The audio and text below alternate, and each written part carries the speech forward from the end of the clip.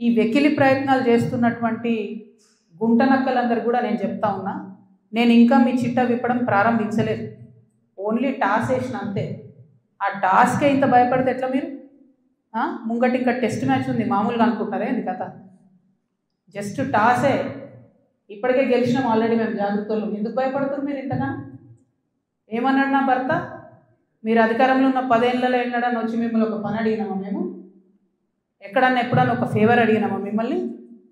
ఒక్క విషయంలో అన్నా అవుట్ ఆఫ్ ద వే పోయి ఏ ఒక్క మంత్రితోని కానీ, కేసీఆర్ గారితో కానీ, కేటీఆర్ గారితో కానీ, హరీష్ రావు గారితో కానీ, నా భర్త కానీ, నేను కానీ ఏమన్నా ఫేవర్ తీసుకుని ఉంటే చెప్పండి, దమ్ముంటే చెప్పండి.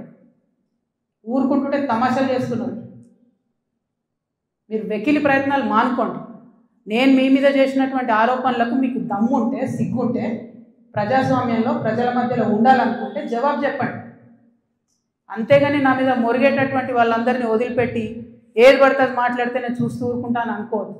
నేనేం తప్పు చేయలేదు.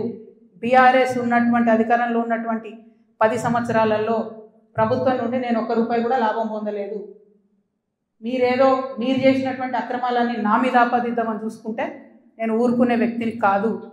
నీతి నిజాయితీ నా వైపు ఉంది కాబట్టి నేను ఇలా ధైర్యంగా కుండబద్దలు కొట్టినట్టు ఎక్కడికి పోయినా మాట్లాడుతున్నా.